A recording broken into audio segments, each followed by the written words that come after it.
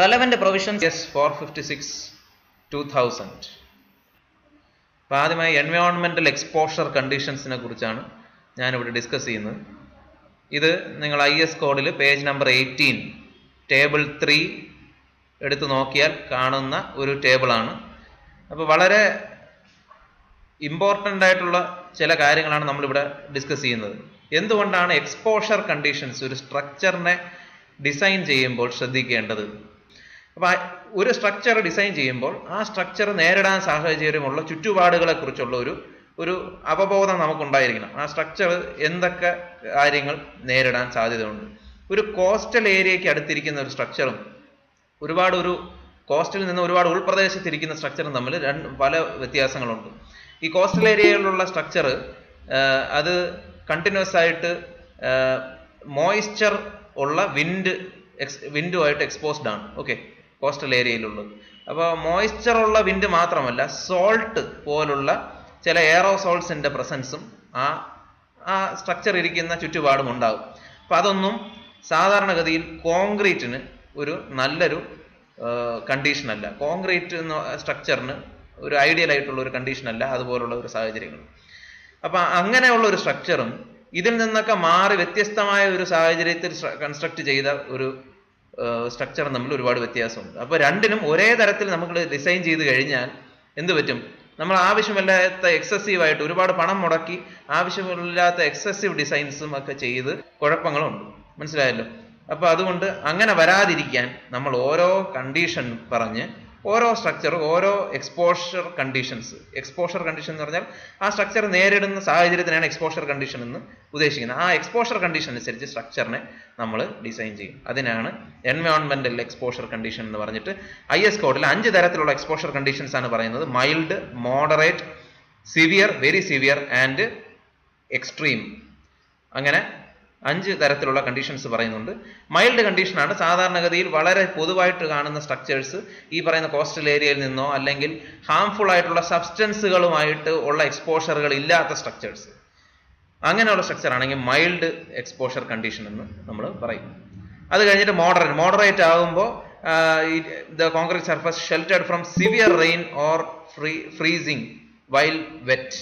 The concrete exposed to condensation and rain, concrete continuously underwater, concrete in contact or buried under non-aggressive soil or groundwater. എന്നിങ്ങനെ പറയുന്ന ഈ conditions എല്ലാം അനുസരിച്ചായിരിക്കും ആ structure, ആ കണ്ടീഷനെ എന്തെന്ന് പറയും? മോഡറേറ്റ് കണ്ടീഷൻ എന്ന് പറയും. അപ്പോൾ മൈൽഡിനെ സംബന്ധിച്ചിടത്തോളം കുറച്ചും കൂടെ സിവിയർ ആയിട്ട് കുറച്ചും കൂടെ മോശപ്പെട്ട ഒരു അവസ്ഥയാണ് മോഡറേറ്റ് എക്സ്പോഷർ കണ്ടീഷൻ. ഇനി അടുത്തത് severe exposure condition, very severe exposure condition, അടുത്ത എക്സ്ട്രീം കണ്ടീഷൻ. ഇതൊക്കെ വായിച്ചു നോക്കാം. The concrete in contact with or buried under aggressive subsoil or ground water, surface of members in tidal zone എന്ന് പറഞ്ഞാൽ continuous ആയിട്ട് വെള്ളവുമായി contact ഉള്ളത്, അല്ലെങ്കിൽ ഓൾട്ടർനേറ്റ് മോയ്സ്ചറൈസിങ് കണ്ടീഷൻസുമായിട്ട് ബന്ധമുള്ളത്, അല്ലെങ്കിൽ അഗ്രസീവ് കെമിക്കൽസുമായിട്ട് കോണ്ടാക്ട് ഉള്ള സ്ട്രക്ചേഴ്സ്. ഫോർ എക്സാമ്പിൾ, ലാർജ് സ്കെയിലിൽ കെമിക്കൽസ് മാനുഫാക്ചർ ചെയ്ത് അത് സ്റ്റോർ ചെയ്യുന്ന ഒരു ടാങ്ക് ഉണ്ടാവും. അത് കോൺക്രീറ്റ് കൊണ്ട് കൺസ്ട്രക്ട് ചെയ്ത് കഴിയുകയാണെങ്കിൽ ആ കോൺക്രീറ്റും ആ കെമിക്കലുമായിട്ട് റിയാക്ട് ചെയ്യാനുള്ള ടെൻഡൻസി ഉണ്ട്. ഓക്കെ, അപ്പോൾ അങ്ങനെയുള്ള കണ്ടീഷനിൽ കോൺക്രീറ്റിന് എന്തൊക്കെ കണ്ടീഷൻ്റെ അടിസ്ഥാനത്തിലായിരിക്കണം അത് കൺസ്ട്രക്ട് ചെയ്യേണ്ടത്? അതെല്ലാം എക്സ്ട്രീം കണ്ടീഷൻ്റെ അടിസ്ഥാനത്തിലായിരിക്കണം നമ്മൾ ഡിസൈൻ ചെയ്യേണ്ടത്. ഓക്കെ, അല്ലെങ്കിൽ സാധാരണ വേറൊരു സാഹചര്യം വരുന്നത്, ഇപ്പോൾ സോയിൽ വളരെ ഇമ്പോർട്ടൻ്റ്. ഒരു സ്ട്രക്ചർ കൺസ്ട്രക്ട് ചെയ്യുകയാണെങ്കിൽ സോയിൽ വളരെ ഇമ്പോർട്ടൻ്റ് ആണ്. ഒരു സോയിൽ ആണ് നമ്മളെപ്പോഴും ഒരു സ്ട്രക്ചറിൻ്റെ ഫൗണ്ടേഷൻ. ഒരു ബിൽഡിങ്ങിൻ്റെ ആയാലും ഒരു സ്ട്രക്ചർ ആയാലും അതിൻ്റെ ഫൗണ്ടേഷൻ എന്ന് പറഞ്ഞാൽ സോയിലുമായിട്ട് കോണ്ടാക്റ്റ് ഉള്ള ഒരു വസ്തുവാണ്. മറ്റ് ഭാഗങ്ങളൊന്നും സോയിലുമായിട്ടൊന്നും കോണ്ടാക്ട് ഇല്ല. അതിൻ്റെ ഫൗണ്ടേഷൻ ആയിരിക്കും എപ്പോഴും സോയിലുമായിട്ട് കോണ്ടാക്ട് ഉള്ളത്. ഈ സോയിൽ എന്ന് പറയുമ്പോൾ പലതരത്തിലുള്ള സോയിലുണ്ട്. ഓരോ സോയിലിനും ഓരോ കെമിക്കൽ പ്രോപ്പർട്ടീസ് ആയിരിക്കും. ചിലതൊക്കെ വളരെ റിയാക്റ്റീവ് സബ്സ്റ്റൻസുകളുള്ള സോയിൽ ഉണ്ടാവും, ചില കെമിക്കൽസ് പ്രസൻ്റ് ആയിട്ടുള്ള സോയിൽ ഉണ്ടാവും. അങ്ങനെയുള്ള സോയിൽ പലതും കോൺക്രീറ്റിന് നല്ലതായിരിക്കില്ല. ഓക്കെ, അങ്ങനെയുള്ള സാഹചര്യത്തിൽ നമ്മൾ ചിലപ്പം എക്സ്ട്രീമോ അല്ലെങ്കിൽ വെരി സിവിയർ ആ കണ്ടീഷൻ അനുസരിച്ചുള്ള ഒരു സ്ട്രക്ചറിനെ വേണം നമ്മൾ ഡിസൈൻ ചെയ്യാൻ. ഓക്കെ, അപ്പോൾ എക്സ്പോഷർ കണ്ടീഷൻ എന്ന് പറഞ്ഞാൽ നിങ്ങൾ കാണാതെ പഠിക്കാനൊന്നുമില്ല. ഈ ടേബിൾ 3 നോക്കുക. ടേബിൾ 3 പേജ് നമ്പർ 18 ഈ ടേബിൾ 3 ഉള്ളത്. അപ്പോൾ IS കോഡ് എടുത്ത് നോക്കുക, ടേബിൾ 3 എടുക്കുക. എക്സ്പോഷർ കണ്ടീഷൻ റിലേറ്റ് ചെയ്ത് എന്തെങ്കിലും ചോദിച്ചു കഴിഞ്ഞാൽ ഇതിൻ്റെ അടിസ്ഥാനത്തിൽ വേണം നമ്മൾ ഡിസൈഡ് ചെയ്യാൻ. ഓക്കെ, ഇനി അടുത്തത് requirements based on exposure condition. അപ്പൊ നേരത്തെ പറഞ്ഞ പോലെ ഓരോ എക്സ്പോഷർ കണ്ടീഷനും ഓരോ തരത്തിൽ വേണം ആ സ്ട്രക്ചർ ഡിസൈൻ ചെയ്യാൻ. അപ്പൊ എന്തൊക്കെ കൺസിഡറേഷൻസ് ആണ് ഓരോ എക്സ്പോഷർ കണ്ടീഷനും നമ്മൾ കൊടുക്കേണ്ടത്? അപ്പൊ അതിനെപ്പറ്റി പറയുന്ന ടേബിളാണ് ടേബിൾ നമ്പർ 5. ഇവിടെ നോക്കുക, പേജ് 20 ഈ ടേബിൾ നമ്പർ 5 ഉള്ളത്. നിങ്ങൾ IS കോഡ് പേജ് 20 എടുത്തു കഴിഞ്ഞാൽ ഇങ്ങനെ ഒരു ടേബിൾ കാണും. ഇതിൽ നിന്നും പല കാര്യങ്ങളും നമ്മൾ മനസ്സിലാക്കേണ്ടതുണ്ട്. നമ്മുടെ ഡിസൈൻ ആവശ്യമുള്ള ഒരുപാട് കാര്യങ്ങളുണ്ട്. അപ്പൊ ഇവിടെ നോക്കുക, ഇവിടെ എക്സ്പോഷർ എന്ന് പറഞ്ഞിട്ട് ഈ 5 എക്സ്പോഷർ കണ്ടീഷൻസും എഴുതിയിട്ടുണ്ട്. അതിന് നേരെ ഓരോ പ്രോപ്പർട്ടീസ് അല്ലെങ്കിൽ ഓരോ പാരാമീറ്റേഴ്സിന്റെ വാല്യൂസ് ആണ് എഴുതിയിരിക്കുന്നത്. അപ്പൊ അതിനെ തന്നെ ബ്രോഡായിട്ട് രണ്ടായിട്ട് ക്ലാസിഫൈ ചെയ്തിട്ടുണ്ട്. പ്ലെയിൻ കോൺക്രീറ്റിന് ഒന്ന്, റീഇൻഫോഴ്സ്ഡ് കോൺക്രീറ്റിന് വേറൊന്ന്. അപ്പോൾ സ്റ്റീൽ ഉപയോഗിക്കുന്ന കോൺക്രീറ്റിനും സ്റ്റീൽ ഉപയോഗിക്കാത്ത റീഇൻഫോഴ്സ്ഡ് കോൺക്രീറ്റിനും പ്രത്യേകം കണ്ടീഷൻസ് ആണ് ഓരോ എക്സ്പോഷർ കണ്ടീഷൻ അനുസരിച്ച് നമ്മൾ സ്വീകരിക്കേണ്ടത്. അപ്പൊ അതിൽ ഓരോന്നും നമുക്കൊന്ന് ബ്രീഫായിട്ട് നോക്കാം. ഒന്ന് ആദ്യത്തെ മിനിമം സിമെന്റ് കണ്ടന്റ് എന്ന് പറഞ്ഞിട്ട് കിലോഗ്രാം പെർ മീറ്റർ ക്യൂബിൽ പറയുന്നുണ്ട്. എന്ന് വെച്ചാൽ മൈൽഡ് എക്സ്പോഷർ കണ്ടീഷൻ ആണെങ്കിൽ, അതും പ്ലെയിൻ സിമെന്റ് കോൺക്രീറ്റ് ആണ് ചെയ്യുന്നത്, PCC ആണ് ചെയ്യുന്നതെങ്കിൽ, മിനിമം 1 m³ കോൺക്രീറ്റിൽ എത്ര കിലോ സിമെന്റ് ഉപയോഗിക്കണം? എത്ര വേണം? 220 കിലോഗ്രാം ആണ് 1 m³ കോൺക്രീറ്റിന് ആവശ്യം. അപ്പൊ സിമെന്റ് മിനിമം 220 കിലോ എങ്കിലും 1 m³ വരുന്ന തരത്തിൽ വേണം നമ്മൾ കോൺക്രീറ്റിന്റെ മിക്സ് പ്രപ്പോർഷൻ ചെയ്യാൻ. ഓക്കെ, അങ്ങനെ ഓരോ എക്സ്പോഷർ കണ്ടീഷനും മോഡറേറ്റ് ആകുമ്പോൾ കുറച്ചും കൂടെ സിമെന്റ് കണ്ടന്റ് കൂടുകയാണ്. എക്സ്ട്രീം ആയപ്പോഴാണ് ഏറ്റവും maximum. Okay, 280 kilogram per metre cube. ഒരു മീറ്റർ ക്യൂബിന് 280 കിലോഗ്രാം ആണ് ഉപയോഗിക്കേണ്ടത്. അപ്പൊ മനസ്സിലായല്ലോ. അപ്പോൾ എന്താണ്, ഒരു കോൺക്രീറ്റ് സ്ട്രക്ചർ എക്സ്പോസ്ഡ് ആയിട്ടുള്ള ആ കണ്ടീഷൻ സിവിയർ ആകും തോറും സിമെന്റിന്റെ ക്വാണ്ടിറ്റി നമ്മൾ ഇവിടെ കൂട്ടുകയാണ്. ഓക്കെ, അതുപോലെ തന്നെ മാക്സിമം വാട്ടർ സിമെന്റ് റേഷ്യോ ഇവിടെ നിങ്ങൾ നോക്കിയാൽ മൈൽഡ് കണ്ടീഷനിൽ 0.6 ആണ് ഉപയോഗിക്കുന്നത്. നേരെ മറിച്ച് എക്സ്ട്രീം കണ്ടീഷൻ ആയപ്പോൾ അത് നേരെ കുറഞ്ഞ് 0.4 എന്നതാണ് പരമാവധി ഉപയോഗിക്കാൻ പറ്റുന്ന water cement ratio. Maximum water cement ratio ആണ് പരമാവധി എത്ര ഉപയോഗിക്കാൻ പറ്റും. അപ്പോൾ നമുക്കറിയാം ഈ എക്സ്ട്രീം കണ്ടീഷനൊക്കെ ആകുമ്പോൾ കോൺക്രീറ്റിന് കുറച്ചും കൂടെ സ്ട്രെങ്ത് ആവശ്യമാണ്, കുറച്ചും കൂടെ ഡ്യൂറബിലിറ്റി ആവശ്യമാണ്. അങ്ങനെയുള്ള സാഹചര്യത്തിൽ വാട്ടർ സിമെന്റ് റേഷ്യോ കുറയ്ക്കുന്നതാണ് നല്ലത്. നമ്മളറിയാം, നമ്മൾ പഠിച്ചതാണ് അബ്രാംസ് ലോ അനുസരിച്ച് വാട്ടർ സിമെന്റ് റേഷ്യോ കുറയ്ക്കുമ്പോൾ strength of concrete will increase. അപ്പോൾ വാട്ടർ സിമെന്റ് റേഷ്യോ കുറയ്ക്കുന്നതാണ് എന്തുകൊണ്ടും ഈ സിവിയർ എക്സ്പോഷർ കണ്ടീഷനുകളിലെല്ലാം നമ്മൾ ഫോളോ ചെയ്യേണ്ടത്. ഓക്കെ, ഇനി അടുത്തത് മിനിമം ഗ്രേഡ് ഓഫ് കോൺക്രീറ്റ്. ഏത് ഗ്രേഡ് ഓഫ് കോൺക്രീറ്റ് ഉപയോഗിക്കണമെന്നുള്ളതും IS കോഡ് പറയുന്നുണ്ട്. ഇപ്പൊ മൈൽഡിനാണെങ്കിൽ പ്രത്യേകിച്ച് ഗ്രേഡ് പറയുന്നില്ല, പ്ലെയിൻ സിമെന്റ് കോൺക്രീറ്റ് ആണെങ്കിൽ. പക്ഷെ മോഡറേറ്റ് തൊട്ട് പറയുന്നുണ്ട്. M15 is the minimum grade of concrete to be used എന്ന് പറഞ്ഞാൽ മൈൽഡ് കണ്ടീഷനിൽ നമ്മൾ M15 തന്നെയായിരിക്കും മിക്കവാറും ഉപയോഗിക്കേണ്ടത്. Okay, minimum grade of concrete to be used is M15 for PCC. അതും കൂടും. Strength of concrete is increasing. M25 ആണ് എക്സ്ട്രീം കണ്ടീഷൻ ആകുമ്പോൾ ചെയ്യേണ്ടത്. ഓക്കെ, അതുപോലെ റീഇൻഫോഴ്സ്ഡ് കോൺക്രീറ്റിനും ഇതേപോലെ ഒരു കാറ്റഗറൈസേഷൻ കൊടുത്തിട്ടുണ്ട്. ഓരോ പാരാമീറ്ററിനും മിനിമം പറയേണ്ടതുണ്ടോ. ഇവിടെ പ്ലെയിൻ സിമെന്റ് കോൺക്രീറ്റ് ആയിരുന്നപ്പോൾ 220 കിലോഗ്രാം ആണ് 1 m³ മിനിമം ഉപയോഗിക്കേണ്ട സിമെന്റ്. നേരെ മറിച്ച് റീഇൻഫോഴ്സ്ഡ് കോൺക്രീറ്റ് ആകുമ്പോൾ മിനിമം 300 kg ഉപയോഗിക്കണം ഒരു m³ കോൺക്രീറ്റ്. ഓക്കെ, അതുപോലെ water cement ratio maximum for mild exposure condition is 0.55 and minimum grade of concrete to be used for RCC എത്രയാണ്? M20 ആണ് മിനിമം ഉപയോഗിക്കേണ്ടത്. ഓക്കെ, PCCയിൽ മിനിമം M15 ആയിരുന്നു, RCC ആയപ്പോൾ M20 ആണ് minimum ഉപയോഗിക്കുന്നത്. സോ ഈ table ഒന്ന് ഫെമിലറൈസ് ചെയ്ത് വെക്കുക. ഡിസൈൻ ക്വസ്റ്റ്യനിൽ ഏതെങ്കിലും ഒരു എക്സ്പോഷർ കണ്ടീഷൻ, മോഡറേറ്റ് എക്സ്പോഷർ കണ്ടീഷനിലാണ് സ്ട്രക്ചർ ഡിസൈൻ ചെയ്യേണ്ടതെന്ന് പറഞ്ഞു കഴിഞ്ഞാൽ നമ്മൾ ആ മോഡറേറ്റ് കറസ്പോണ്ടിങ് ആയിട്ടുള്ള ഗ്രേഡ് ഓഫ് കോൺക്രീറ്റും വാട്ടർ സിമെന്റ് റേഷ്യോയും അല്ലെങ്കിൽ സിമെന്റ് കണ്ടന്റും ഒക്കെ ചിലപ്പോൾ അസ്യൂം ചെയ്യേണ്ടി വരും. ഓക്കെ, അതിനു വേണ്ടിയാണ് ഈ ടേബിൾ ഉപയോഗിക്കുന്നത്. മനസ്സിലായല്ലോ. ഇനി അടുത്ത മിനിമം ഡയമെൻഷൻസ് ഓഫ് മെമ്പർ. ഒരു സ്ട്രക്ചറൽ മെമ്പർ ഡിസൈൻ ചെയ്യുമ്പോൾ ആ സ്ട്രക്ചറൽ മെമ്പറിൽ ഓരോ ഡയമെൻഷൻസ് കാണും. അതിന്റെ വിഡ്ത്ത് കാണും, അതിന്റെ ഡെപ്ത് കാണും. അങ്ങനെ ഒരു ഏറ്റവും ഷോർട്ടസ്റ്റ് അല്ലെങ്കിൽ സ്മോളസ്റ്റ് ഡയമെൻഷൻ എന്ന് പറയുന്നത് അതിന്റെ വിഡ്ത്ത് തന്നെയായിരിക്കും. ഓക്കെ, മറ്റേത് എപ്പോഴും വലുതായിരിക്കും. ഇപ്പോൾ ഒരു ബീമിനെ സംബന്ധിച്ചിടത്തോളം അതിന്റെ ഡെപ്ത് എപ്പോഴും കൂടുതലായിരിക്കും അതിന്റെ വിഡ്ത്തിനേക്കാളും. ഓക്കെ, സ്ലാബിനെ സംബന്ധിച്ചിടത്തോളം തിക്നെസ് ആയിരിക്കും ഏറ്റവും കുറവ്, അതിന്റെ ലെങ്തും വിഡ്ത്തും ഒക്കെ കൂടുതലായിരിക്കും. ഓക്കെ, അപ്പോൾ അതുപോലെ കോളംസ് വരുന്നാലും കോളത്തിന്റെ ക്രോസ് സെക്ഷൻ ഡയമെൻഷൻ ഏറ്റവും വിഡ്ത്ത് ആയിരിക്കും ഏറ്റവും കുറവ്. ഓക്കെ, സർക്കുലർ കോളം ആണെങ്കിൽ അതിന്റെ ഡയമീറ്റർ ആയിരിക്കും ഏറ്റവും സ്മോളസ്റ്റ് ഡയമെൻഷൻ. അതിന്റെ ലെങ്തിനെ സംബന്ധിച്ചിടത്തോളം ലെങ്തിനെ വെച്ച് കമ്പയർ ചെയ്യുമ്പോൾ ഡയമീറ്റർ ഓഫ് കോളം ആയിരിക്കും ഏറ്റവും മിനിമം. ഓക്കെ, അപ്പൊ അങ്ങനെ മിനിമം ഡയമെൻഷൻ ഒരു മെമ്പറിന് എന്താണ് കൊടുക്കേണ്ടത് എന്നുള്ളതും ഡിസൈഡ് ചെയ്യുന്നത് എന്താണ്, ഈ ഫിഗർ 1 നോക്കുക ഓഫ് IS 456. അത് ക്ലോസ് 21 ശരിക്കും പറയുന്നത്. പേജ് നമ്പർ 33 അല്ലെങ്കിൽ 34 ഒക്കെ റെഫർ ചെയ്ത് കഴിഞ്ഞാൽ നിങ്ങൾക്ക് കാണാം. ഓക്കെ, 33 അല്ലെങ്കിൽ 34 നിങ്ങൾക്ക് ഈ ഡീറ്റെയിൽസ് കിട്ടും. ഓക്കെ, അപ്പൊ അതിൽ നിന്ന് ഇതുപോലൊരു ടേബിൾ കാണാം. ഈ ടേബിളിൽ പറയുന്നത് എന്താണ്, minimum width of beam B is equal to എത്രയാണ്, 200 മില്ലിമീറ്റർ, അല്ലെങ്കിൽ ഇവിടെ വരുമ്പോൾ 240 മില്ലിമീറ്റർ. ഈ വാല്യൂസ് ഓരോന്നിനും ഓരോ കണ്ടീഷൻ അനുസരിച്ചാണ് നമ്മൾ different minimum conditions, minimum dimensions നമ്മൾ പ്രിസ്ക്രൈബ് ചെയ്യുന്നത്. ഏത് കണ്ടീഷന്റെ അടിസ്ഥാനത്തിലാണ്, ഫയർ റെസിസ്റ്റൻസിന്റെ അടിസ്ഥാനത്തിലാണ് നമ്മളിത് ഡിസൈഡ് ചെയ്യുന്നത്. ഓക്കെ, ഫയർ റെസിസ്റ്റൻസിന്റെ അടിസ്ഥാനത്തിൽ ആ സ്ട്രക്ചറിന് എത്ര മണിക്കൂർ ഫയർ റെസിസ്റ്റ് ചെയ്യാനുള്ള കപ്പാസിറ്റി ഉണ്ട്, അതിന്റെ അടിസ്ഥാനത്തിലാണ് മിനിമം ഡയമെൻഷൻസ് ഓഫ് മെമ്പേഴ്സ് നമ്മൾ ഡിസൈഡ് ചെയ്യുന്നത്. മിനിമം ഡയമെൻഷൻസ് ഓഫ് മെമ്പേഴ്സ്, സംശയമില്ലല്ലോ. അങ്ങനെ ഓരോ സ്ട്രക്ചറൽ മെമ്പർ, ഇപ്പൊ ഇത് ബീമിനാണ്, ഇത് ബീമിനുള്ളതാണ്, അത് കഴിഞ്ഞിട്ട് ഇത് കോളത്തിനുള്ളതാണ്, ഇത് width of slab, minimum thickness of floors, ഇതാണ് തിക്നെസ് ഓഫ് സ്ലാബ് എന്ന് പറഞ്ഞ് ക്യാപിറ്റൽ D. ഇവിടെ ഫിഗറിൽ കാണാം സ്ലാബിന്റെ തിക്നെസ് മിനിമം എത്ര കൊടുക്കണം. 75 mm ആണ് ഒരു അരമണിക്കൂർ ഫയർ റെസിസ്റ്റ് ചെയ്യാൻ കപ്പാസിറ്റി ഉള്ള ഒരു സ്ട്രക്ചറൽ മെമ്പർ ആണെങ്കിൽ കൊടുക്കേണ്ടത്. 4 മണിക്കൂർ ആണ് ഫയർ റെസിസ്റ്റൻസ് ആവശ്യമെങ്കിൽ മിനിമം തിക്നെസ് ഓഫ് സ്ലാബ് എത്രയാണ്, 170 മില്ലിമീറ്റർ ആണ് പ്രൊവൈഡ് ചെയ്യേണ്ടത്. ഓക്കെ, അപ്പൊ അങ്ങനെ IS കോഡ് പല റെക്കമെൻഡേഷൻസ് പറയുന്നുണ്ട്, മിനിമം ഡയമെൻഷൻസ്. അപ്പൊ നമ്മൾ ഒരു സ്ട്രക്ചറൽ മെമ്പറിനെ ഡിസൈൻ ചെയ്യുമ്പോൾ നമ്മൾ ഈ കാര്യങ്ങൾ അറിഞ്ഞ, ഒരു ബീമിനെ ഡിസൈൻ ചെയ്യുമ്പോൾ മിനിമം കൊടുക്കേണ്ട വിഡ്ത്ത് എത്രയാണ്, 200 മില്ലിമീറ്റർ ആണ്. ഓക്കെ, മനസ്സിലായല്ലോ. ഇനി അടുത്ത ഇഫക്റ്റീവ് സ്പാൻ. ഇത് വളരെ ഇമ്പോർട്ടൻ്റ് ആണ്. ഇഫക്റ്റീവ് സ്പാൻ നമ്മൾ ഡിസൈനിൽ ഉപയോഗിക്കുന്നതാണ്. Page number 34 close 22.2. നിങ്ങൾ ഇന്ന് തന്നെ IS കോഡ് എടുത്ത് നോക്കുക, ക്ലോസ് 22.2 കാണാൻ പറ്റും. എന്താണ് ഇഫക്റ്റീവ് സ്പാൻ എന്ന് പറഞ്ഞാൽ, ഈ ഫിഗർ നോക്കുക, ഇതൊരു RCC ബീമാണ്.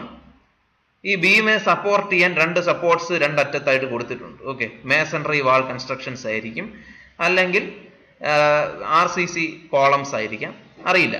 അപ്പോൾ എന്തെങ്കിലും ഒരു സപ്പോർട്ട്സ് 2 അറ്റത്തും കാണും.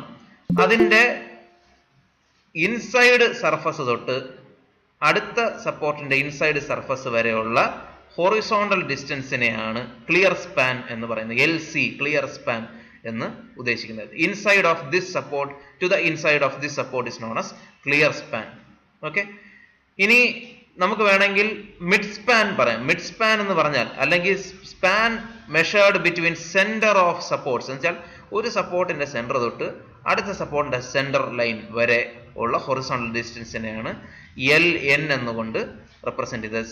Span of the beam measured between centres of supports. Okay, അപ്പൊ ഇതിനെ ഇങ്ങനെയൊക്കെ സ്പാനിനെ ഡിഫൈൻ ചെയ്യാം. പക്ഷെ what is effective span? IS code പറയുന്നത് effective span is equal to clear span plus D. Clear span എന്ന് പറഞ്ഞാൽ നമ്മൾ നേരത്തെ പറഞ്ഞ inside of one support to the inside of this support, ആ clear span plus D. What is D? D is the effective depth. Effective depth നമുക്കറിയാം, overall ഡെപ്തിൽ നിന്നും effective cover subtract ചെയ്യുമ്പോൾ, അല്ലെങ്കിൽ നമ്മൾ എക്സ്ട്രീം കംപ്രഷൻ ഫൈബറിൽ നിന്നും സെന്റർ ഓഫ് റീഇൻഫോഴ്സ്മെന്റ് ലെയർ വരെയുള്ള depth ആണ് effective depth D. Okay, അപ്പൊ ക്ലിയർ സ്പാൻ പ്ലസ് D, അല്ലെങ്കിൽ വേറെ ഏത് വിധേന കണ്ടുപിടിക്കാം. It is the span of the beam measured between centres of supports. നമ്മൾ നേരത്തെ പറഞ്ഞ പോലെ ഒരു സപ്പോർട്ടിന്റെ സെന്റർ ലൈൻ തൊട്ട് അടുത്ത സപ്പോർട്ടിന്റെ സെന്റർ ലൈൻ വരെയുള്ള ഹൊറിസോണ്ടൽ ഡിസ്റ്റൻസിനെയാണ് span of the beam measured between centres of supports എന്ന് പറഞ്ഞത്. അങ്ങനെ ഈ 2 വിധേയനെയും നമുക്ക് ഇതിനെ കണ്ടുപിടിക്കാം. ഈ കണ്ടുപിടിച്ചതിൽ ഏതാണ് ചൂസ് ചെയ്യേണ്ടത്? വിച്ച് എവർ ഈസ് മിനിമം എന്നാണ് IS കോഡ് പറയുന്നത്. അപ്പൊ ഈ 2 രീതിയിൽ കണ്ടുപിടിക്കുക. അതിനകത്ത് ഏതാണോ മിനിമം അതാണ് സിംപ്ലി സപ്പോർട്ടഡ് ബീമിന്റെ ഇഫക്റ്റീവ് സ്പാൻ. ഇത് ക്ലിയർ ആയിട്ട് ക്ലോസ് 22.2 പറയുന്നുണ്ട്. നിങ്ങൾ ആ പ്രൊവിഷൻ വായിച്ചു നോക്കുക. എന്നിട്ട് എക്സാമിന് ചോദിക്കുകയാണെങ്കിൽ, അല്ലെങ്കിൽ ഡിസൈൻ ആവശ്യം വരുമ്പോൾ അതിൽ നിന്ന് നോക്കി എഴുതുക. ഇഫക്റ്റീവ് സ്പാൻ എങ്ങനെ കണ്ടുപിടിക്കണം ചോദിക്കുമ്പോൾ clear span plus D or span of the beam between the centres of supports ചെയ്തിട്ട് അതിൽ മിനിമം വാല്യൂ വേണം ഇഫക്റ്റീവ് സ്പാൻ ആയിട്ട് റിപ്പോർട്ട് ചെയ്യേണ്ടത്. ഓക്കെ, ഇത് സിംപ്ലി സപ്പോർട്ടഡ് ബീമിന്റെ കേസാണ്. ഇനി കാന്റിലീവർ ബീംസ് ആണെങ്കിലും അതേ ക്ലോസിൽ തന്നെ പറയുന്നുണ്ട്, it is the clear span plus d/2. d/2 എന്ന് പറഞ്ഞാൽ എന്താണ്? നേരത്തെ പറഞ്ഞ ഇഫക്റ്റീവ് ഡെപ്തിന്റെ ഹാഫ് എടുത്താൽ മതി. ഓക്കെ, നേരത്തെ ക്ലിയർ സ്പാൻ പ്ലസ് d ആയിരുന്നു, ഇവിടെ clear span plus d/2 for cantilever beams. ഇനി അടുത്തത് nominal cover to the reinforcement. ഇപ്പൊ നേരത്തെ നമ്മൾ പറഞ്ഞു നമുക്ക് 5 തരത്തിലുള്ള എക്സ്പോഷർ കണ്ടീഷനുണ്ട്. അതിന്റെ അടിസ്ഥാനത്തിൽ കോൺക്രീറ്റ് റീഇൻഫോഴ്സ്മെന്റിന്റെ കോൺക്രീറ്റിൽ ഉപയോഗിക്കുന്ന റീഇൻഫോഴ്സ്മെന്റിന്റെ കവർ എത്ര വേണം എന്നുള്ളതും ഡിസൈഡ് ചെയ്യാം. അതും നമ്മൾ ബീം ഡിസൈൻ ചെയ്യുമ്പോൾ ശ്രദ്ധിക്കേണ്ടതാണ്. ബീം അല്ല, സ്ലാബ് ആണെങ്കിലും ഡിസൈൻ ചെയ്യുമ്പോൾ ശ്രദ്ധിക്കേണ്ട അതാണ് നോമിനൽ കവർ. അപ്പൊ അത് മനസ്സിലാക്കണമെങ്കിൽ ഒരു ഫിഗർ ഞാൻ കാണിച്ചു തരാം. ഇവിടെ കാണുന്ന ഈ ഫിഗർ ആണ് ഒരു ബീമിന്റെ ക്രോസ് സെക്ഷൻ. ഇതിനകത്ത് ടെൻഷൻ സൈഡിൽ ബാർസ് പ്രൊവൈഡ് ചെയ്തിട്ടുണ്ട്. ഇവിടെ ശ്രദ്ധിക്കുക, മറ്റ് കാര്യങ്ങളൊക്കെ നിങ്ങളിപ്പോൾ തൽക്കാലം നോക്കണ്ട. ഈ ടെൻഷൻ സൈഡിൽ നമ്മൾ ബാർ പ്രൊവൈഡ് ചെയ്തിട്ടുണ്ട്. ഈ കാണുന്ന 3 കമ്പികൾ, ഇതിന് കൂടാതെ മുകളിലും 2 എണ്ണം പ്രൊവൈഡ് ചെയ്തിട്ടുണ്ട്. മൊത്തം 5 ടെൻഷൻ സ്റ്റീലുകളാണ് പ്രൊവൈഡ് ചെയ്തിട്ടുള്ളത്. ഓക്കെ, അതുപോലെ സ്ലാബ് ആണെങ്കിലും സ്ലാബിനും ബോട്ടത്തിൽ റീഇൻഫോഴ്സ്മെന്റ് 2 ഡയറക്ഷനിലും പ്രൊവൈഡ് ചെയ്തിട്ടുണ്ട്. അപ്പോൾ ഇവിടെ നോക്കുക, എന്താണ് കവർ? കവർ എന്ന് പറഞ്ഞാൽ ക്ലിയർ കവറുമുണ്ട്, ഇഫക്റ്റീവ് കവറുമുണ്ട്. ക്ലിയർ കവർ എന്ന് പറഞ്ഞു കഴിഞ്ഞാൽ ഏറ്റവും ബോട്ടം മോസ്റ്റ് ലെയർ ഓഫ് റീഇൻഫോഴ്സ്മെന്റിന്റെ പെരിഫറൽ സർഫസിൽ നിന്നും തൊട്ടടുത്തുള്ള ബീമിന്റെ സർഫസ് വരെയുള്ള ഡിസ്റ്റൻസ് ആണ് കവർ എന്ന് പറയുന്നത്, അല്ലെങ്കിൽ ക്ലിയർ കവർ എന്ന് ഉദ്ദേശിക്കുന്നത്. നമ്മൾ നോമിനൽ കവർ അല്ലെങ്കിൽ ക്ലിയർ കവർ കൊണ്ട് ഉദ്ദേശിക്കുന്നത് ഇതിനെയാണ് ഉദ്ദേശിക്കുന്നത്. ഓക്കെ, അപ്പൊ ഇവിടെ ശ്രദ്ധിക്കുക, ഇവിടെ ഈ റീഇൻഫോഴ്സ്മെന്റിന്റെ പെരിഫറൽ എന്ന് പറഞ്ഞാൽ ഇപ്പൊ ഇതാണ് റീഇൻഫോഴ്സ്മെന്റ് എങ്കിൽ ഇതിന്റെ ഏറ്റവും ബോട്ടം സർഫസ് തൊട്ട് നിയറസ്റ്റ് സർഫസ് വരെയുള്ള ഡിസ്റ്റൻസ്, ഇതാണ് ബീമിന്റെ ബോട്ടം സർഫസ് അല്ലെങ്കിൽ സോഫിറ്റ് എന്ന് പറയുന്ന സർഫസ് എങ്കിൽ ഈ ഡിസ്റ്റൻസ് ഇതിനെയാണ് നമ്മൾ എന്തെന്ന് പറയുന്നത്, ക്ലിയർ കവർ എന്ന് പറയുന്നത്. അപ്പോൾ ഈ റീഇൻഫോഴ്സ്മെന്റിനെ എടുത്തു കഴിഞ്ഞാൽ അതിന് ചുറ്റും കോൺക്രീറ്റ് ഉണ്ട്. അതിന്റെ ഏറ്റവും smallest distance measured from the periphery of this reinforcement to the nearest surface of concrete structural member, അതിനെയാണ് ക്ലിയർ കവർ എന്ന് പറയുന്നത്. അപ്പൊ ഇവിടെ നോക്കുക, ഈ ക്ലിയർ കവർ എന്തിനാണ് ഇങ്ങനെ ഒരു കവർ കൊടുക്കുന്നത്? കോൺക്രീറ്റിന് എന്തിനാണ് ഇങ്ങനെ റീഇൻഫോഴ്സ്മെന്റിന് ചുറ്റും ഇങ്ങനെ ഒരു കവർ പ്രൊവൈഡ് ചെയ്യേണ്ട കാര്യമുണ്ടോ? നമുക്ക് ഇഫക്റ്റീവ് ഡെപ്തിൽ മാത്രമായിട്ട് റെസ്ട്രിക്ട് ചെയ്ത് കൊടുക്കുക. ഇവിടെ കാണുന്ന ഈ സ്മോൾ ഡി, ഇതാണ് ഇഫക്റ്റീവ് ഡെപ്ത്. ഈ ഇഫക്റ്റീവ് ഡെപ്ത് മാത്രം പോരെ. എന്തുകൊണ്ടാണ് ഇതിന് ചുറ്റും ഈ സ്റ്റീലിന് ചുറ്റും കോൺക്രീറ്റ് കൊടുക്കേണ്ട ആവശ്യം എന്താണ്? സാധാരണഗതിയിൽ ഒരു റീഇൻഫോഴ്സ്മെന്റ് കവർ ഇല്ലാതെ പ്രൊവൈഡ് ചെയ്യാൻ ബുദ്ധിമുട്ടാണ്. അതാണ് പ്രധാന റീസൺ. ഒന്ന്. രണ്ടാമത്തെ കാര്യം, കവർ കൊടുത്തില്ലെങ്കിൽ റീഇൻഫോഴ്സ്മെന്റ് എവിടെയാണോ പ്ലേസ് ചെയ്യേണ്ടത് ആ പൊസിഷനിൽ നിന്ന് മാറിപ്പോകാനുള്ള ചാൻസ് ഉണ്ട്. അപ്പോൾ കോൺക്രീറ്റ് എന്ന് പറയുന്നത് സോൾഡിഫൈ ചെയ്യുമ്പോൾ എവിടെയാണോ റീഇൻഫോഴ്സ്മെന്റ് വെച്ചിരുന്നത് അത് അവിടെ തന്നെ ഉറച്ചിരിക്കും. നമ്മൾ കവർ പ്രൊവൈഡ് ചെയ്തില്ലെങ്കിൽ റീഇൻഫോഴ്സ്മെന്റ് അതിന്റെ തോന്നിയ രീതിയിൽ അങ്ങോട്ടും ഇങ്ങോട്ടും ഒക്കെ മൂവ് ചെയ്യാം. അപ്പം അത് അങ്ങനെ സംഭവിക്കാതിരിക്കാൻ വേണ്ടിയാണ് കവർ പ്രൊവൈഡ് ചെയ്യുന്നത്. ഒന്ന്. രണ്ടാമത്, ഈ റീഇൻഫോഴ്സിങ് സ്റ്റീല് എയറുമായിട്ട് എക്സ്പോസ്ഡ് ആയി കഴിഞ്ഞാൽ മോയ്സ്ചർ അബ്സോർബ് ചെയ്ത് അത് തുരുമിച്ചു പോകാനുള്ള ടെൻഡൻസി ഉണ്ട്. അപ്പം അത് സംഭവിക്കാതിരിക്കാനും കോൺക്രീറ്റിന് സ്റ്റീലിന് ഒരു പ്രൊട്ടക്ഷൻ കൊടുക്കാനും വേണ്ടി നമ്മൾ കോൺക്രീറ്റിൽ കവർ പ്രൊവൈഡ് ചെയ്യാം. ഓക്കെ, ഇനി വേറൊരു റീസൺ പറയുന്നത്, കോൺക്രീറ്റും സ്റ്റീലും തമ്മിലുള്ള ബോണ്ട്, കോൺക്രീറ്റും സ്റ്റീലും തമ്മിൽ നല്ല ഒരു എന്താ പറയുക, ഒരു ഗ്രിപ്പ് കിട്ടാൻ വേണ്ടി കവർ പ്രൊവൈഡ് ചെയ്യുന്നു. ഓക്കെ, അപ്പോൾ അങ്ങനെ 2-3 റീസൺ ഉണ്ട്, മനസ്സിലാക്കിയിരിക്കുക എന്തിനാണ് കവർ പ്രൊവൈഡ് ചെയ്യുന്നത്. ഇനി നമ്മൾ പഠിച്ച കാര്യങ്ങളിലേക്ക് വരാം. Nominal cover to the reinforcement. അങ്ങനെ കവർ പ്രൊവൈഡ് ചെയ്യണം, മിനിമം കവർ പ്രൊവൈഡ് ചെയ്യണം. ഓരോ എക്സ്പോഷർ കണ്ടീഷനും ഓരോ കണ്ടീഷൻ പറയുന്നുണ്ട്, ഓരോ മിനിമം കവറാണ് പ്രൊവൈഡ് ചെയ്യേണ്ടത്. മൈൽഡ് ആണെങ്കിൽ 20 mm പ്രൊവൈഡ് ചെയ്താൽ മതി, മോഡറേറ്റ് ആണെങ്കിൽ 30 mm, സിവിയർ ആണെങ്കിൽ 45 mm, വെരി സിവിയർ ആണെങ്കിൽ 50 mm, എക്സ്ട്രീം ആണെങ്കിൽ 75 mm. ഇനി അടുത്തത് പേജ് നമ്പർ 46 ഓർ 47 എടുക്കുക. നേരത്തെ എടുത്ത അതേ പേജ് തന്നെ, അതിൻ്റെ നേരത്തെ കണ്ട ടേബിളിൻ്റെ ജസ്റ്റ് താഴെ നമുക്ക് വേറൊരു ടാബുലർ കോളം കാണാം. അവിടെയാണെങ്കിൽ ഫയർ റെസിസ്റ്റൻസിന്റെ അടിസ്ഥാനത്തിലാണ് മിനിമം കവർ എത്ര പ്രൊവൈഡ് ചെയ്യണമെന്ന് പറയുന്നത്. അപ്പോൾ ബീമിൽ പ്രത്യേകം, സ്ലാബിനും പ്രത്യേകം, കോളത്തിന് പ്രത്യേകം, റിബ്സ് പോലുള്ള ബീംസിനും സ്ലാബ്സിനും എല്ലാം റിബ്ഡ് ബീംസ് ഒക്കെ ഉണ്ട്. അതിന് എത്രയാണ് മിനിമം പ്രൊവൈഡ് ചെയ്യേണ്ടത് എന്നുള്ളതും പറയുന്നുണ്ട്. മനസ്സിലായല്ലോ? അപ്പോൾ ഫയർ റെസിസ്റ്റൻസിന്റെ അടിസ്ഥാനത്തിൽ മിനിമം കൊടുക്കേണ്ട കവർ ദാ ഇവിടെ പറയുന്നുണ്ട്. നേരെ മറിച്ച് നേരത്തെ ടേബിൾ എന്തായിരുന്നു? ഡ്യൂറബിലിറ്റി കണ്ടീഷൻ അല്ലെങ്കിൽ എക്സ്പോഷർ കണ്ടീഷന്റെ അടിസ്ഥാനത്തിലുള്ള മിനിമം കവർ റെക്കമെൻഡേഷൻ ആയിരുന്നു. ഓക്കെ, അപ്പൊ നമ്മൾ പരീക്ഷയ്ക്ക് ഡിസൈൻ ചെയ്യുമ്പോൾ എന്ത് ചെയ്യണം? ഡിസൈൻ ചെയ്യുന്ന സമയത്ത് ഏത് എക്സ്പോഷർ കണ്ടീഷൻ ആണോ ക്വസ്റ്റ്യനിൽ തന്നിരിക്കുന്നത് അതനുസരിച്ചുള്ള കവർ ഇതിൽ നിന്ന് എടുക്കുക. അല്ലെങ്കിൽ ഇപ്പൊ ഫയർ റെസിസ്റ്റൻസ് ആണ് പറയുന്നതെങ്കിൽ ഈ ടേബിളിൽ നിന്ന് വേണം എടുക്കേണ്ടത്. ഇനി ഒന്നും പറഞ്ഞിട്ടില്ലെങ്കിൽ നമുക്ക് അസ്യൂം ചെയ്യാം. Assume the structure is expose to mild conditions എന്ന് പറഞ്ഞിട്ട് 20 mm കവർ വെച്ചിട്ട് നമുക്ക് അസ്യൂം ചെയ്തിട്ട് ചെയ്യാം. മിനിമം പ്രൊവൈഡ് ചെയ്യേണ്ടതാണ് ഇത്. 20 mm എന്ന് പറഞ്ഞാൽ മിനിമം ആണ്. മാക്സിമം എത്ര വേണമെങ്കിലും കൊടുക്കാം. ഓക്കെ, ഇനി അതുപോലെ വേറൊരു റെക്കമെൻഡേഷൻ ഉണ്ട് ഇതേ പേജിൽ, ടേബിൾ 16 ക്ലോസ് 26.4 ക്ലോസ് 26.4 നോക്കിയാൽ വേറെയും ഒരു റെക്കമെൻഡേഷൻ നിങ്ങൾക്ക് കാണാം. Minimum clear cover requirement for columns and footings. സാധാരണഗതിയിൽ കോളത്തിന് മിനിമം പ്രൊവൈഡ് ചെയ്യേണ്ട കവർ 40 mm എന്നും ഫുട്ടിങ്സിന് 50 mm എന്നും റെക്കമെൻഡേഷൻ ഉണ്ട്. ഓക്കെ, ഇനി അടുത്ത സ്പേസിങ് ഓഫ് ബാർസ്. ഇപ്പോൾ നേരത്തെ പറഞ്ഞു കവർ പ്രൊവൈഡ് ചെയ്യണം. അപ്പോൾ കവർ പ്രൊവൈഡ് ചെയ്താൽ മാത്രം പോരാ, 2 ബാറുകൾ തമ്മിലുള്ള സ്പേസും നമ്മൾ പ്രീ ഡിസൈഡഡ് ആണ്. ഓക്കെ, നമുക്ക് അങ്ങനെ തോന്നിയതുപോലെ 2-3 ബാറിനെ ചേർത്ത് വെച്ച് RCC സ്ട്രക്ചേഴ്സിന് കൊടുക്കാനോ ഒന്നും പറ്റില്ല. അത് തമ്മിലുള്ള അകലവും വളരെ ഇമ്പോർട്ടൻ്റ് ആണ്. ഓക്കെ, അപ്പോൾ ഇവിടെ ശ്രദ്ധിക്കുക, അതിൻ്റെ ഡീറ്റെയിൽസ് ആണ് ഇവിടെ പറയുന്നത്. നമുക്ക് കൊടുക്കേണ്ട സ്പേസിങ് 2 തരത്തിലുണ്ട്. മിനിമം സ്പേസിംഗ് ഉണ്ട്, മാക്സിമം സ്പേസിംഗ് ഉണ്ട്. അത് മിനിമം സ്പേസിംഗ് മാക്സിമം സ്പേസിംഗ് എത്ര കൊടുക്കാം എന്നുള്ളത് ഈ ക്ലോസ് 26.3 പേജ് നമ്പർ 45 കൃത്യമായിട്ട് പറയുന്നുണ്ട്. നിങ്ങൾ ആ പേജ് എടുത്ത് ഒരു പ്രാവശ്യമെങ്കിലും വായിച്ചിരിക്കണം. ഓക്കെ, ഡിസൈൻ ചെയ്യുന്ന സമയത്ത് നമുക്ക് ആവശ്യം വരും. ഇപ്പൊ മിനിമം വേണം, മാക്സിമം സ്പേസിങ്ങും പറയുന്നുണ്ട്. മിനിമം സ്പേസിംഗ് എന്ന് പറഞ്ഞാൽ 2 ബാറുകൾ തമ്മിലുള്ള ക്ലിയർ സ്പേസിംഗ് മിനിമം ഇത്രയെങ്കിലും വേണം എന്ന് പറയാനുള്ള റീസൺ എന്തിനാണ്? നമുക്ക് കോൺക്രീറ്റ് ചെയ്യുന്ന സമയത്ത് ഒരു അഗ്രിഗേറ്റ് ആ സ്പേസിങ്ങിലൂടെ ഫ്രീ ആയിട്ട് കടന്നു പോകണം.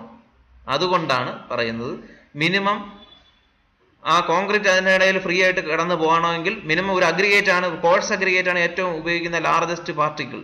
ഓക്കെ, കോഴ്സ് അഗ്രിഗേറ്റിന്റെ സൈസ് എങ്കിലും വേണം ഈ 2 റീഇൻഫോഴ്സ്മെന്റ് ഇടയിലുള്ള ക്ലിയർ സ്പേസിങ്. ഓക്കെ, അപ്പൊ അതുകൊണ്ട് മിനിമം ഇത്രയും സ്പേസ് എങ്കിലും വേണം. ഇനി രണ്ടാമത് വേറൊരു കണ്ടീഷൻ, പരമാവധി അകലം എത്രയാണ്? 2 ബാറുകൾ തമ്മിൽ കൊടുക്കേണ്ട പരമാവധി അകലം ആരാണ് ഡിസൈഡ് ചെയ്യുന്നത്?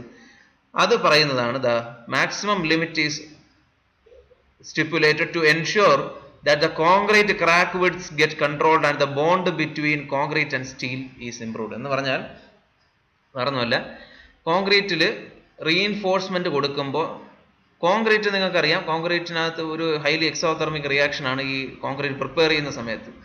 അപ്പോൾ ഹൈഡ്രേഷൻ നടക്കുന്നതിനിടയ്ക്ക് തന്നെ ഇതിനകത്ത് ഈ കോൺക്രീറ്റ് സ്ട്രക്ചർ ഷ്രിങ്കേജ് ഉണ്ടാകാനുള്ള ടെൻഡൻസി ഉണ്ട്, ഷ്രിങ്ക് ചെയ്യാനുള്ള ടെൻഡൻസി ഉണ്ട്.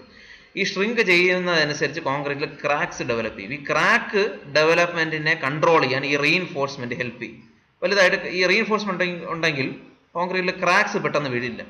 ഈ റീഇൻഫോഴ്സ്മെന്റ് തമ്മിൽ കൊടുക്കുന്ന അകലം കൂടിയാൽ ക്രാക്ക് ഉണ്ടാകാനുള്ള ടെൻഡൻസിയും കൂടുതലാണ്. ഓക്കെ, അപ്പോൾ ഇടയ്ക്കിടയ്ക്ക് റീഇൻഫോഴ്സ്മെന്റ് കൊടുക്കുന്നത് എന്തുകൊണ്ടും നല്ലതാണ്. അതിന്റെ ക്രാക്ക് ഡെവലപ്മെന്റിനെ അറസ്റ്റ് ചെയ്യാൻ വേണ്ടി ഹെൽപ്പ് ചെയ്യും. ഓക്കെ, അപ്പോൾ അതിന്റെ കണ്ടീഷൻസ് എല്ലാം, കോഡൽ പ്രൊവിഷൻസ് എല്ലാം കൂടെ ചേർത്തിട്ടുള്ള ഫിഗർ ആണ് ഇത്.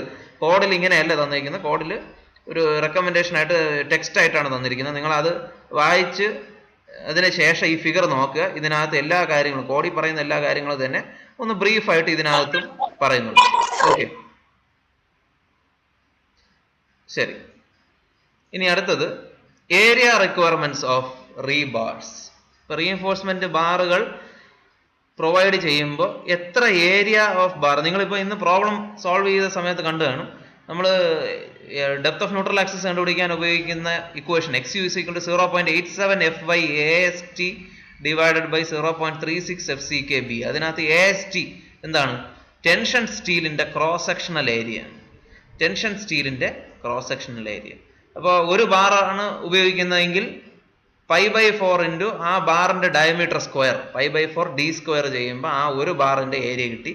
അങ്ങനെ 3 ബാർ ഉണ്ടെങ്കിൽ 3 × π/4d² ചെയ്ത് കഴിഞ്ഞാൽ ആ ടോട്ടൽ ടെൻഷൻ സ്റ്റീലിന്റെ ക്രോസ് സെക്ഷണൽ ഏരിയ നിങ്ങൾക്ക് കിട്ടും. അപ്പോൾ നമുക്ക് സ്റ്റീല് ഒരു ക്രോസ് സെക്ഷനിൽ, ഒരു ബീം ക്രോസ് സെക്ഷനിൽ ഉപയോഗിക്കുന്നതിന് ചില പരിമിതികളുണ്ട്.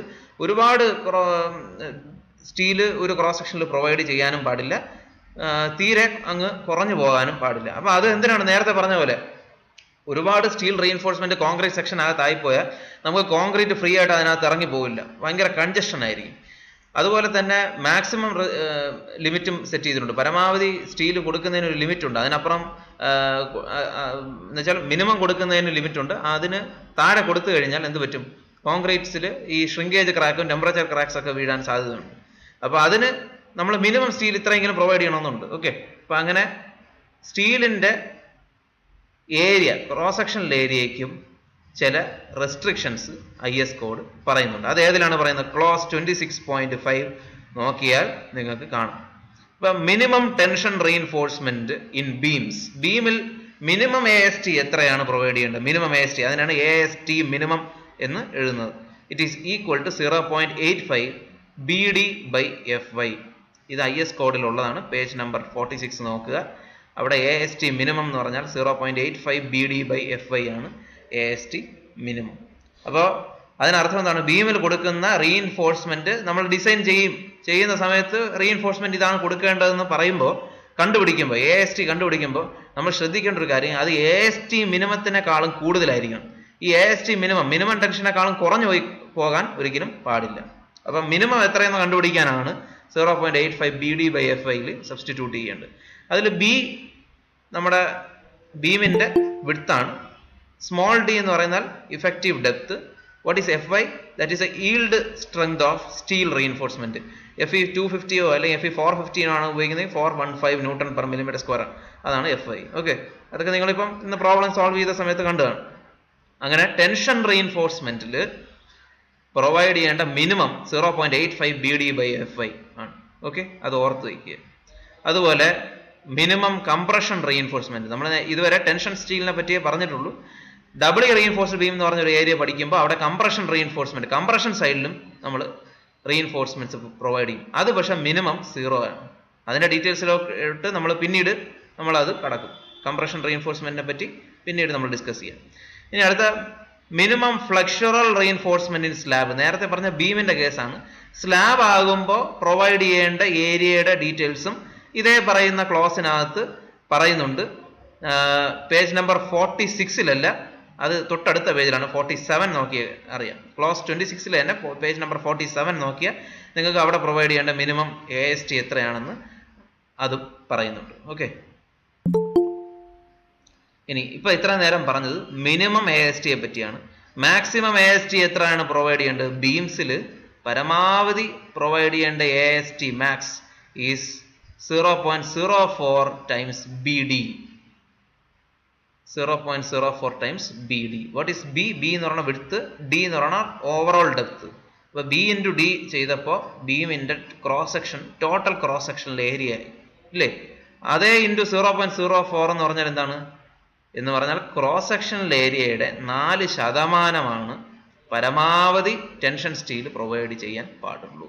Okay, just 4% of the total cross section of beam area, അത്രയേ പരമാവധി നമുക്ക് ടെൻഷൻ സ്റ്റീൽ പ്രൊവൈഡ് ചെയ്യാൻ IS കോഡ് അനുവദിക്കുന്നുള്ളൂ. ഓക്കെ, അപ്പോൾ ഇത്രയാണ് ഇതിനകത്ത് മനസ്സിലാക്കേണ്ടത്. ASC മാക്സ് കംപ്രഷൻ സ്റ്റീലിനെ പറ്റി നമ്മളിപ്പം നോക്കണ്ട. അതുപോലെ സൈഡ് ഫേസ് റീഇൻഫോഴ്സ്മെന്റ് എന്ന് പറഞ്ഞ റീഇൻഫോഴ്സ്മെന്റ് ഉണ്ട്. അതെന്ന് പറയുന്നത് നമ്മളിപ്പോൾ ഇങ്ങനെയാണ് ബീമെങ്കിൽ അതിന്റെ ബീമിന്റെ ഡെപ്ത് ഒരുപാട് വലിയ ഡെപ്തിലുള്ള ബീമൊക്കെ കൺസ്ട്രക്ട് ചെയ്യുന്ന സമയത്ത് നമ്മൾ വെറുതെ താഴെയും മുകളിലും മാത്രം കമ്പി കൊടുത്താൽ പോലെ അതിനിടയ്ക്കും കൂടെ കുറച്ച് റീഇൻഫോഴ്സ്മെന്റ് പ്രൊവൈഡ് ചെയ്യേണ്ടി വരും. അതിനാണ് സൈഡ് ഫേസ് റീഇൻഫോഴ്സ്മെന്റ് എന്ന് പറയുന്നത്. അതിന്റെ റെക്കമെൻഡേഷൻസും ഈ ക്ലോസിനകത്ത് പറയുന്നുണ്ട്. നമ്മൾ ഇപ്പോൾ തൽക്കാലം അതിനെപ്പറ്റി ബോദർ ചെയ്യേണ്ട. ഓക്കെ, ഇനി അടുത്ത most important condition is the deflection control by limiting the span to depth ratio. അപ്പോൾ deflection control by limiting span to depth ratio ഇത് എന്തിനാണെന്ന് പറഞ്ഞാൽ നമ്മൾ ഓൾറെഡി സ്ട്രെങ്തിനെ പറ്റിയും പഠിച്ചു, സർവീസബിലിറ്റിയെ പറ്റിയും പഠിച്ചു. അപ്പോൾ ബീമിൽ ഒരുപാട് ഡിഫ്ലക്ഷൻ ഉണ്ടാകാൻ പാടില്ല. എക്സസീവ് ഡിഫ്ലക്ഷൻ ഉണ്ടായാൽ it causes discomfort to the user. അപ്പോൾ അങ്ങനെ ഉണ്ടാകാൻ പാടില്ല. അങ്ങനെ ഡിഫ്ലക്ഷനെ റെസിസ്റ്റ് ചെയ്യണമെങ്കിൽ അല്ലെങ്കിൽ ഡിഫ്ലക്ഷനെ റെസ്ട്രിക്റ്റ് ചെയ്യണമെങ്കിൽ നമ്മൾ ഡിസൈൻ ചെയ്യുന്ന സമയത്ത് ചില കണ്ടീഷൻസ് പഠിക്കണം. എന്തൊക്കെയാണ് ആ കണ്ടീഷൻ? ഏറ്റവും എളുപ്പമുള്ള കണ്ടീഷനാണ് ഈ പറയുന്ന കണ്ടീഷൻ, limiting the span to depth ratio. എന്ന് പറഞ്ഞാൽ ആ സ്ട്രക്ചറിൽ സ്പാൻ ഡിവൈഡഡ് ബൈ ഡെപ്ത്, ഒരു സ്ട്രക്ചറൽ മെമ്പർ എന്ന് പറയുമ്പോൾ ഒരു ബീമിന്റെ സ്പാൻ എന്ന് പറഞ്ഞാൽ നമ്മൾ നേരത്തെ പറഞ്ഞ ഇഫക്റ്റീവ് സ്പാൻ ആണ് എടുക്കേണ്ടത്. Effective span divided by effective depth. Effective span divided by effective depth ചെയ്യുമ്പോൾ അത് പരമാവധി എത്ര വരെ ആകാം എന്നുള്ളതാണ് IS കോഡ് പറയുന്നത്. അപ്പോൾ ഇതെന്തിനാണ് ഇത് ചെയ്യുന്നതെന്ന് പറഞ്ഞാൽ നമ്മുടെ ഡിഫ്ലക്ഷൻ, മാക്സിമം ഡിഫ്ലക്ഷൻ ഒരു സ്ട്രക്ചറൽ അല്ലെങ്കിൽ ഒരു ബീം അല്ലെങ്കിൽ ഒരു സ്ലാബ് ആണെങ്കിൽ പരമാവധി നമ്മൾ ഡിഫ്ലക്ഷൻ എത്ര വരെ ആകാം എന്നാണ് IS കോഡ് പറയുന്നത്? സ്പാൻ ബൈ 250 ആകാൻ പാടുള്ളൂ. സ്പാൻ എത്രയാണോ, ഇഫക്റ്റീവ് സ്പാൻ എത്രയാണോ ഡിവൈഡ് ബൈ 250 ചെയ്യുമ്പോൾ ഒരു വാല്യൂ കിട്ടും. അതിനേക്കാളും കുറവേ ഡിഫ്ലക്ഷൻ ഉണ്ടാകാൻ പാടില്ല. ആ ബീമിൽ എത്ര ലോഡ് വന്നാലും ഡിഫ്ലക്ഷൻ പരമാവധി അത്രേ ഉണ്ടാകാൻ പാടുള്ളൂ. ഓക്കെ. ഇനി സ്പാൻ ബൈ 350 ഓർ 20 mm എന്നുള്ള കണ്ടീഷനും പറയുന്നുണ്ട്. ഇതെന്തിനെന്ന് പറഞ്ഞാൽ ഒരുപാട് ഡിഫ്ലക്റ്റ് ചെയ്യാതിരിക്കാൻ. സ്പാൻ ബൈ 250 ആണെങ്കിലും വലിയൊരു ഡിഫ്ലക്ഷൻ ആണ്. അത്രത്തോളം വന്നാൽ എന്ത് പറ്റുമെന്ന് പറഞ്ഞാൽ ചിലപ്പോൾ ഈ ബീമുമായിട്ട് കോണ്ടാക്റ്റ് ഉള്ള പാർട്ടീഷൻസോ അല്ലെങ്കിൽ ഫ്രെയിംസിലെല്ലാം ചില ക്രാക്സ് ഉണ്ടാകാൻ ചാൻസ് ഉണ്ട്. അപ്പോൾ അതുകൊണ്ട് പരമാവധി IS കോഡ് പറയുന്നത് എന്താണ്? സ്പാൻ ബൈ 250 വേണ്ട, അതിനേക്കാളും കുറയണം. അത് അത്ര പോലും വരാൻ പാടില്ല. Span by 350 or 20 mm whichever is less. ഇത് കാൽക്കുലേറ്റ് ചെയ്യുമ്പോൾ കിട്ടുന്ന വാല്യൂ 20 mm എടുക്കുക. അതിൽ ഏറ്റവും കുറവ് ഏതാണ്? അതിനേക്കാളും കുറഞ്ഞിരിക്കണം. എന്താണ്? Deflection in beams. ഓക്കെ. അപ്പോൾ അതിന് അങ്ങനെ കുറഞ്ഞിരിക്കണമെങ്കിൽ നമ്മൾ എന്ത് ചെയ്യണം? നമ്മൾ നേരത്തെ പറഞ്ഞ effective span by effective depth ratio അത് കുറഞ്ഞിരിക്കും. Effective span by effective depth എന്ന് പറഞ്ഞ ഈ റേഷ്യോ ഒരു പരമാവധി ഒരു ലിമിറ്റ് ഉണ്ട്. ആ ലിമിറ്റ് എക്സീഡ് ചെയ്യാൻ പാടില്ല. അപ്പോൾ ആ ലിമിറ്റ് എന്തൊക്കെയാണെന്ന് IS code page number 37 clause 23.2 clear ആയിട്ട് പറയുന്നുണ്ട്. നോക്കുക, ഇതാണ് ആ റെക്കമെൻഡേഷൻ. ബീം ആണെങ്കിലും വൺ വേ സ്ലാബ് ആണെങ്കിലും അവിടെ L/D ratio or effective span by effective depth ratio പരമാവധി എത്രയാകാം? It should be less than or equal to 7 for cantilever beams. It should be less than or equal to 20 for simply supported beams. It should be less than or equal to 26 for continuous beams. അങ്ങനെ ഓരോ beam type of beam അനുസരിച്ച് L/D റേഷ്യോയുടെ പരമാവധി limit എത്രയാണ്? അത് IS code പറയുന്നുണ്ട്. It is 7 for cantilever beams, 20 for simply supported beams. ഇതൊക്കെ ഓർത്തിരിക്കുക. ഇത് പിന്നീട് വരുന്ന എക്സാമുകളിലും വൈവകളിലും അല്ലെങ്കിൽ PSC പരീക്ഷകളിലൊക്കെ സ്ഥിരം ചോദിക്കുന്നതാണ്. L/D ratio should not exceed 7 for cantilever beams. It should not exceed 20 for simply supported beams. Okay.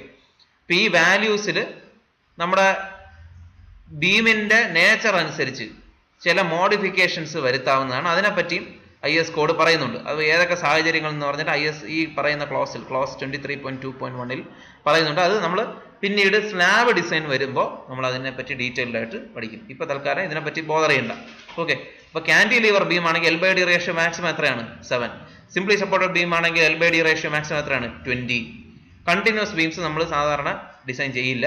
ചെയ്യുന്നുണ്ടെങ്കിൽ തന്നെ അതിന് പരമാവധി 26. ഓക്കെ, ശരി. അപ്പോൾ അത്രേ നമുക്ക് ഈ ഓർത്ത് വെക്കേണ്ട കോഡൽ പ്രൊവിഷൻസ് ഇത്രയേ ഉള്ളൂ. നിങ്ങൾ പ്രധാനമായിട്ട് വായിച്ചിരിക്കേണ്ടതാണ് ഈ എക്സ്പോഷർ കണ്ടീഷൻസിനെ പറ്റി. ജസ്റ്റ് ഒരു അണ്ടർസ്റ്റാൻഡിങ് വേണം. അതുപോലെ ടേബിൾ 5 എപ്പോഴും ഓർത്തിരിക്കുക. ടേബിൾ 5 നമുക്ക് മിക്കവാറും ആവശ്യം വരും. ഓക്കെ. അപ്പോൾ അതിനകത്ത് നമ്മൾ മിനിമം ഗ്രേഡ് ഓഫ് കോൺക്രീറ്റ് വല്ലതും ഡിസൈഡ് ചെയ്യണമെങ്കിൽ ഏറ്റവും എളുപ്പം ടേബിൾ 5 എടുക്കുക. അതിനകത്ത് നോക്കുക ഏത് ടൈപ്പ് ഓഫ് കോൺക്രീറ്റ് ആണെന്ന് ഡിസൈഡ് ചെയ്യുക. അതിനകത്ത് ഏത് എക്സ്പോഷർ കണ്ടീഷൻ ആണെങ്കിൽ അതിന് കറസ്പോണ്ടിങ് ആയിട്ടുള്ള minimum grade of concrete choose ചെയ്യുക. അതുപോലെ സ്ട്രക്ചറൽ മെമ്പർ, ഇപ്പോൾ ബീം ഡിസൈൻ ചെയ്യുകയാണെങ്കിൽ നേരെ ഈ ടേബിൾ എടുക്കുക. അതിനകത്ത് മിനിമം വിഡ്ത്ത് ക്വസ്റ്റ്യനിൽ തന്നിട്ടില്ലെങ്കിൽ നമ്മൾ അസ്യൂം ചെയ്യേണ്ട വാല്യൂസ് എല്ലാം ഇതിൽ നിന്ന് കിട്ടും. Minimum width of beam, minimum depth of beam, ഇതൊക്കെ അസ്യൂം ചെയ്യാം. ഓക്കെ. ഇനി അടുത്ത ഇഫക്റ്റീവ് സ്പാൻ. ഇഫക്റ്റീവ് സ്പാന് ചിലപ്പം ക്വസ്റ്റ്യനിൽ തരണമെന്നില്ല. നമുക്ക് ക്വസ്റ്റ്യനിൽ തന്നിരിക്കുന്നത് ചിലപ്പം centre to centre distance between supports ആയിരിക്കും, അല്ലെങ്കിൽ ക്ലിയർ സ്പാൻ ക്വസ്റ്റ്യനിൽ തരും. അങ്ങനെയാണ് ഇഫക്റ്റീവ് സ്പാൻ കണ്ടുപിടിക്കേണ്ടി വരും. എങ്ങനെ? നമ്മൾ സിംപ്ലി സപ്പോർട്ടഡ് ബീം ആണെങ്കിൽ ക്ലിയർ സ്പാൻ പ്ലസ് D, അല്ലെങ്കിൽ centre to centre distance between supports, അതിൽ മിനിമം എടുക്കുക, റിപ്പോർട്ട് ചെയ്യുക, അതാണ് ചെയ്യേണ്ടത്. ഓക്കെ. അതുപോലെ nominal cover to the reinforcement, നേരത്തെ പറഞ്ഞ പോലെ ഏത് എക്സ്പോഷർ കണ്ടീഷൻ ആണോ അതനുസരിച്ചിട്ടുള്ള മിനിമം കവർ ചൂസ് ചെയ്യാം. ഓക്കെ. അത് ഫയർ റെസിസ്റ്റൻസിന്റെ അടിസ്ഥാനത്തിൽ ചൂസ് ചെയ്യണമെങ്കിൽ അതിന് ടേബിൾ 16A ആണ് ഫോളോ ചെയ്യേണ്ടത്. ഓക്കെ. ഫയർ റെസിസ്റ്റൻസ് സാധാരണ പരീക്ഷയ്ക്കൊന്നും ചോദിക്കാറില്ല. നമ്മൾ ഡ്യൂറബിലിറ്റി കണ്ടീഷൻ അനുസരിച്ചിട്ടുള്ള ഒരു കവർ തന്നെ സാധാരണ പ്രിഫർ ചെയ്യാറുണ്ട്. ഇനി അതുപോലെ സ്പേസിംഗ് ഓഫ് ബാർസ്, അതിന് ക്ലോസ് 26.3 ആണ് വായിക്കേണ്ടത്. ഒരു പ്രാവശ്യമെങ്കിലും അത് വായിച്ചു വയ്ക്കുക. കാരണം ബാർ പ്രൊവൈഡ് ചെയ്യുമ്പോൾ തമ്മിൽ സബ്സ്റ്റാൻഷ്യൽ ആയിട്ടുള്ള ഒരു ഗ്യാപ്പ് വേണം, സ്പേസിംഗ് വേണം. ഇല്ലാതെ അടുത്തടുത്തൊന്നും റീഇൻഫോഴ്സ്മെന്റ്സ് പ്രൊവൈഡ് ചെയ്യാൻ പാടില്ല. ഓക്കെ. അപ്പൊ റീഇൻഫോഴ്സ് ഇപ്പൊ ഇവിടെ ഈ ഫിഗർ നോക്കിയാൽ അറിയാം. ഇവിടെ ടെൻഷൻ സ്റ്റീലായിട്ട് 5 ബാർ ആണ് പ്രൊവൈഡ് ചെയ്യേണ്ടിരുന്നത്. 5 ബാർ ഇങ്ങനെ നിരത്തി കൊടുത്തു കഴിഞ്ഞാൽ ഇതിനിടയ്ക്കുള്ള സ്പേസിംഗ് കുറഞ്ഞു പോകും. അതുകൊണ്ടാണ് ഈ 3 എണ്ണം താഴെ കൊടുത്തിട്ട് 2 എണ്ണം കുറച്ച് മുകളിലായിട്ട് കൊടുത്തു. ഓക്കെ. അപ്പൊ അങ്ങനെയും പ്രൊവൈഡ് ചെയ്യാം. ഇനി അടുത്ത area requirements of bars. Area AST നമുക്ക് കണ്ടുപിടിക്കാനൊക്കെ അറിയാം. നമുക്ക് XUവിന്റെ വാല്യൂ അറിയാമെങ്കിൽ AST ഡെപ്ത് ഓഫ് ന്യൂട്രൽ ആക്സിസിന്റെ ഇക്വേഷനിൽ നിന്ന് ഈസി ആയിട്ട് കണ്ടുപിടിക്കാം. ASTയിലുള്ള ലിമിറ്റ്സ് ആണ് നമ്മൾ ഇതുകൊണ്ട് ഈ പറയുന്ന ക്ലോസ് കൊണ്ട് നമ്മൾ കണ്ടുപിടിക്കുന്നത്. AST മിനിമം ഉണ്ട്, AST മാക്സിമം ഉണ്ട്. ബീം ആണെങ്കിൽ AST മിനിമം എത്രയാണ്? 0.85 BD/FY. AST മാക്സിമം എത്രയാണ്? 4% of the beam cross sectional area. Beam cross section area എന്ന് പറയുമ്പോൾ വെറും ഏരിയ അല്ല, ഗ്രോസ് ഏരിയ ആണ്. കാരണം ക്യാപിറ്റൽ ഡെപ്ത് D ആണ് നമ്മൾ പ്രൊവൈഡ് ചെയ്യുന്നത്. ക്യാപിറ്റൽ D ആണ്, സ്മോൾ d അല്ല. അപ്പൊ ക്യാപിറ്റൽ D ആയതുകൊണ്ടാണ് ഗ്രോസ് ഏരിയ, മൊത്തത്തിലുള്ള ഏരിയ ആണ്. എന്ന് വെച്ചാൽ കവർ ഉൾപ്പെടെയുള്ള കോൺക്രീറ്റിന്റെ ഏരിയയും കൂടെ ചേർത്തിട്ടുള്ളതാണ് B into capital D. Okay. ഇനി അടുത്ത ഡിഫ്ലക്ഷൻ കൺട്രോളും വളരെ ഇമ്പോർട്ടൻ്റ് ആണ്. ഡിഫ്ലക്ഷൻ കൺട്രോൾ ചെയ്യാൻ, ബീമിലെ ഡിഫ്ലക്ഷൻ, എക്സസീവ് ഡിഫ്ലക്ഷൻ ഉണ്ടാകാതിരിക്കാൻ നമ്മൾ ചെയ്യേണ്ടത് span to depth ratio limit ചെയ്യുക. അതിനുവേണ്ടി effective span by effective depth എന്ന് പറഞ്ഞ റേഷ്യോ പരമാവധി എത്ര വരെ ആകാമെന്ന് IS കോഡ് പറയുന്നുണ്ട്. അതിൽ നിന്ന് നമ്മൾ വാല്യൂസ് ചൂസ് ചെയ്യും. So for cantilevers it is maximum 7, for simply supported it is 20, for continuous it is 26. മനസ്സിലായല്ലോ? ഇത്രയും കാര്യങ്ങൾ ഓർത്ത് വയ്ക്കുക. ഇത് റിലേറ്റ് ചെയ്തിട്ടുള്ള ക്വിസ് തന്നെയാണ് ഞാൻ ഇതിന് ഇട്ടേക്കുന്നത്. നിങ്ങൾക്ക് ഇപ്പൊ തന്നെ ഇത് നോക്കി നിസ്സാരമായിട്ട് നിങ്ങൾക്ക് സോൾവ് ചെയ്യാനേ ഉള്ളൂ. അതുകൊണ്ട് അത് ചെയ്യുന്നതിന് മുമ്പ് ഒരു കാര്യം, IS കോഡ് ഒന്ന് വായിച്ചതിന് ശേഷം മാത്രം ക്വിസ് അറ്റൻഡ് ചെയ്യുക. ഓക്കെ.